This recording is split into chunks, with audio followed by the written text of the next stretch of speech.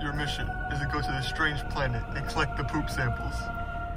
Wait, why am I going to a strange planet to collect poop samples? No reason, just go get it. But it seems really dangerous to go to a mysterious planet just to collect poop samples. That is your order. Okay, I mean, what can go wrong, right?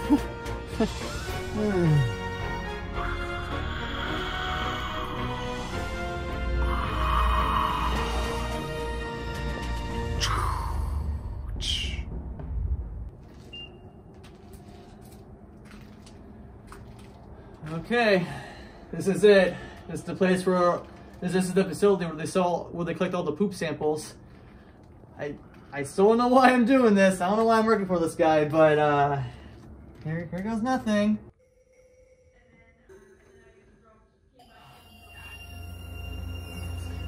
It's really dark in here. It has to make a light switch or something, right? Oh, okay, here we go. Looks like you wound up on the wrong planet, and for that, you must die. Do I really have to die just to collect some poop samples? Yes. I am the cure. That's the wrong game.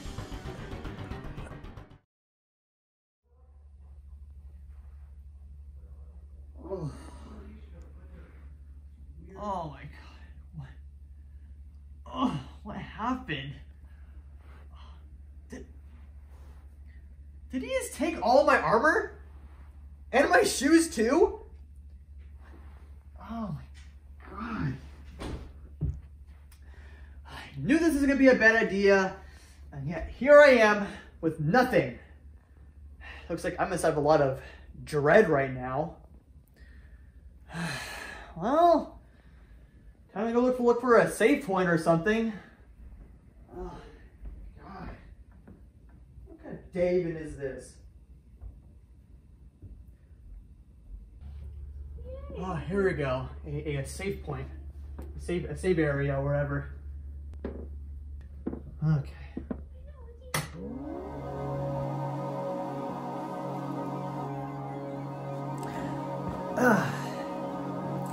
Okay. Let's do this. Hey everybody, it's me, Jordan, and today I'm talking to you guys about Metroid Dread. Yeah, the game that came out last year, but I beat it recently, and now I'm here to talk about it with you guys and tell you guys what I thought about the game. And it's really interesting. Metroid has always been a really interesting franchise. You know, I've never really played a Metroid game before up until Metroid Dread. I mean, I did try playing Super Metroid like a couple months ago, but I didn't really like it all too much. I want to apologize to all the Super Metroid fans. I just didn't really like how the game controlled.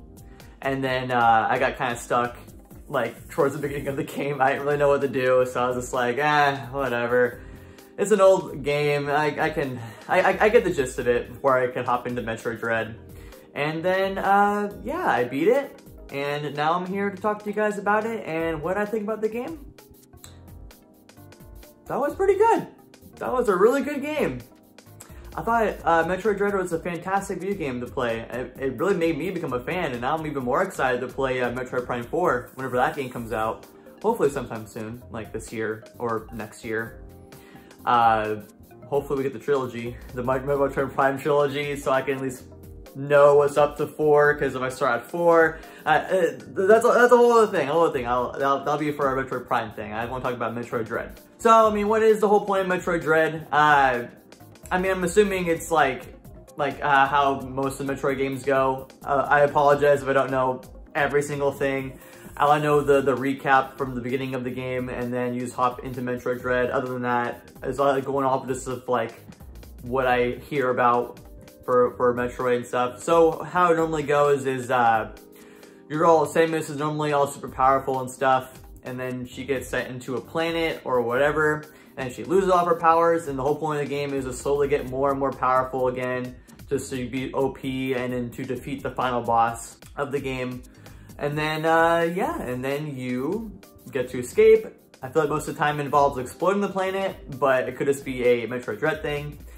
And, yeah, while along the way, you try not to die. You beat some bosses. You gotta do some weird, some good puzzles and platforming. And, yeah, it's pretty much just of it. Okay, that's all. Now, I mean, I'll talk more about the game. Let's see, where do I even start? I mean, the movement in this game, oh my god. I played, like I said, I played Super Metroid, and that right there was like, it's night and day. The controls in Super Metroid aren't really as good as it were in Dread. Dread just feels so smooth. It's a game that flows really well, especially with the combat too. The whole pairing system, the whole being able to shoot wherever you want instead of aiming down, it's so good. It makes you hope that this is like, it makes it even more difficult to go back to the older Metroid games. Hoping that if they ever did get brought to us, they could get remade in the Metroid Dread style, because that'll make me definitely way more interested into playing the game. And then yeah, and let's get to the bosses. I feel like the bosses were really, really fun. I think that the bosses in the game, they were really challenging, and sometimes they were a bit annoying, but overall, they were still a very satisfying fight. Like, there was times where I'd keep on dying constantly over and over and over and over again. And then I finally just kept on trying my best to not give up. And then when you beat that boss or you land the perfect parries, oh, it's very satisfying. Reminds me a lot of Cuphead, one of my favorite games of all time. How it's just constant, like, boss fights, and then it's just like that tense, like, you gotta stay focused, but as long as you memorize the patterns, and then you can get those perfect parries, and it's just makes the game, makes when you actually do beat them a whole lot more satisfying in the end. And then the whole areas in the game, they were I quite enjoyed them. Yeah, they were there was like, I know there was like a lava, a fiery area, there was a water area. Even the water area was pretty fun, so that's a plus. I mean, most of the time Nintendo and water equals not the greatest. So that's already a good in my book. And then I guess I can talk about the main thing about the game, which is the Emmys.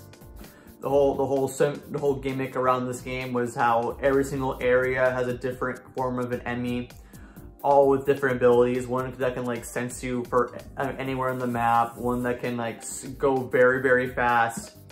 And then the whole gimmick about the Emmys, it's a pretty good idea. I mean, it never really got stale for me.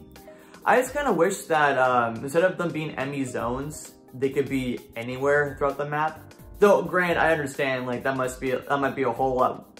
I don't know how they'd balance that if it's just like, oh, an Emmy can pop up anywhere in the whole world, not just these little Emmy zones. But I mean, I do love the overall vibes of the Emmy zones, how it turns like all dark and creepy, and most of the time you're just running for your life, trying to like find the eye brain thing, take its powers, and then be able to destroy the Emmys. And I also gotta say, that is the one little thing that I didn't really like too much about the Emmys, is just the recurring fight with the alien brain. I mean, it's cool to know, like, oh, hey, this is how now I can destroy the Emmy. But then at the same time, it was like, I wish you could mix it up just a little bit.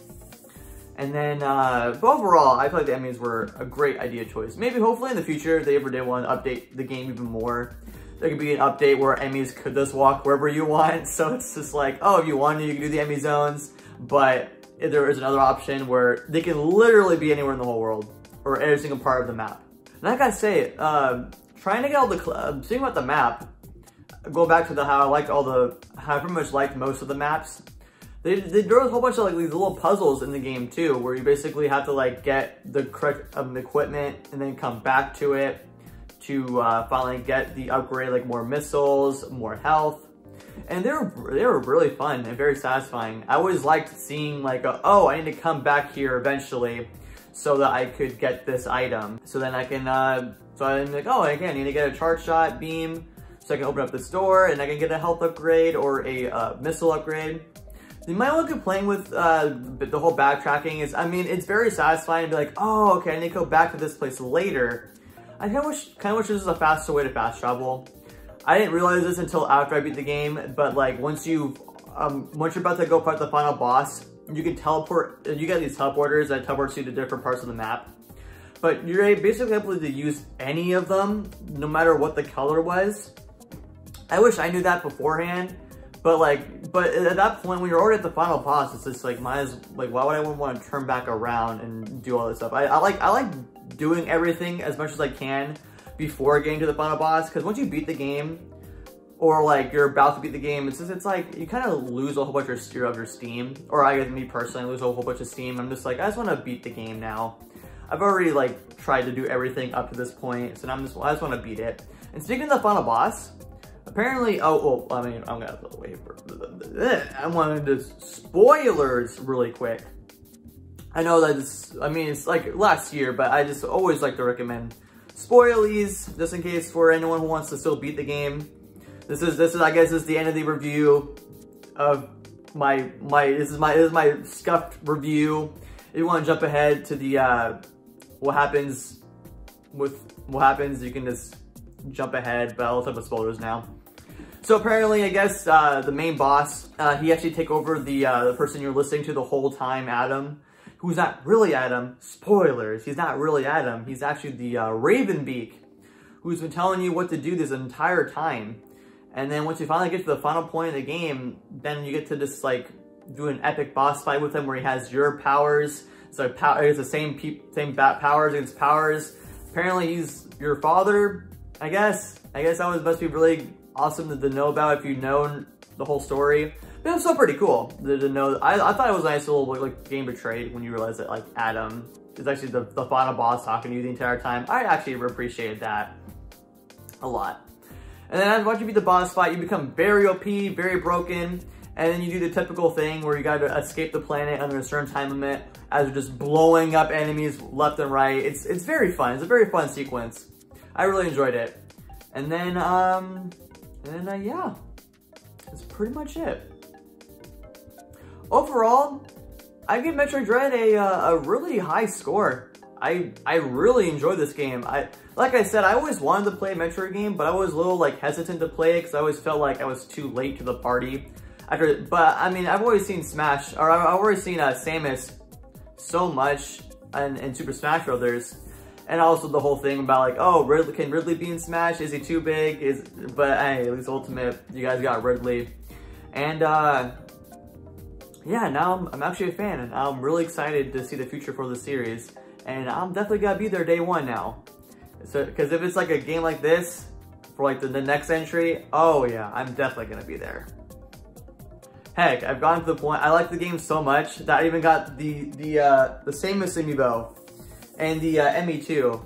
Well, I don't tell Samus, but I just wanted to get the Emmy amiibo more than anything.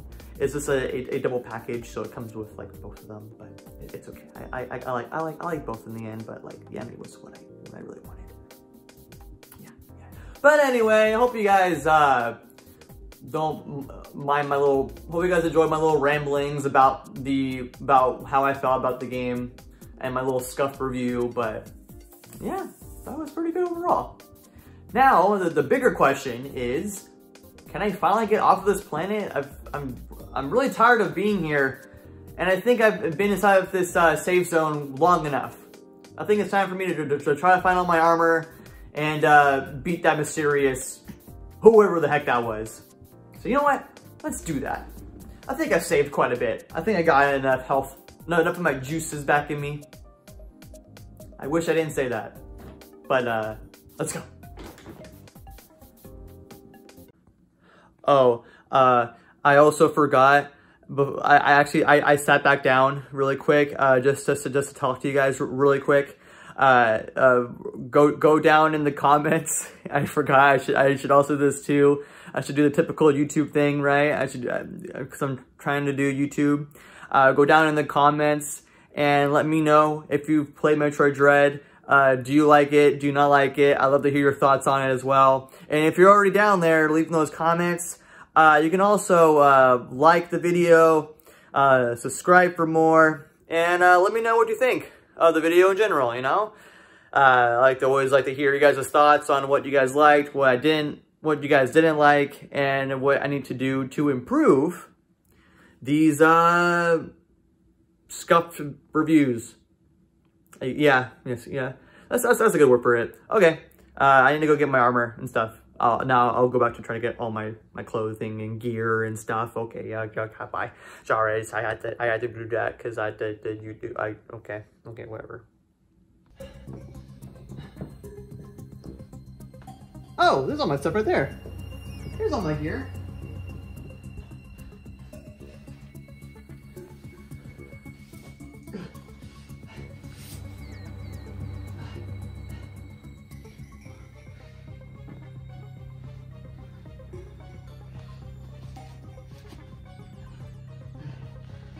Oh yeah, it's time. That was pretty easy. Nice and simple. He didn't really do a good job of hiding it all. It was kind of like in the other room. I don't know why I didn't see you in the first place. What I gotta do, right? I think he's somewhat of a knucklehead. Okay, let's do this. All right, mysterious guy, or whatever your name is, I come to settle the score once and for all. I got all my armor back. It's time to finish this. Perhaps I didn't make myself clear. Oh yeah? Well, it's on now, big guy. Wait, is that a... Looks like I've been contained.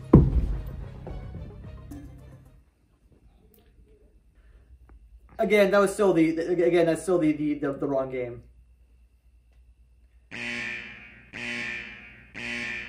Oh no. Oh, frick! Come on, strange creature! Frick, I gotta get out of here! Come on!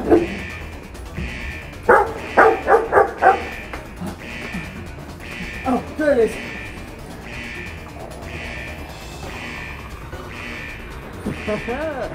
See you later, stinkies!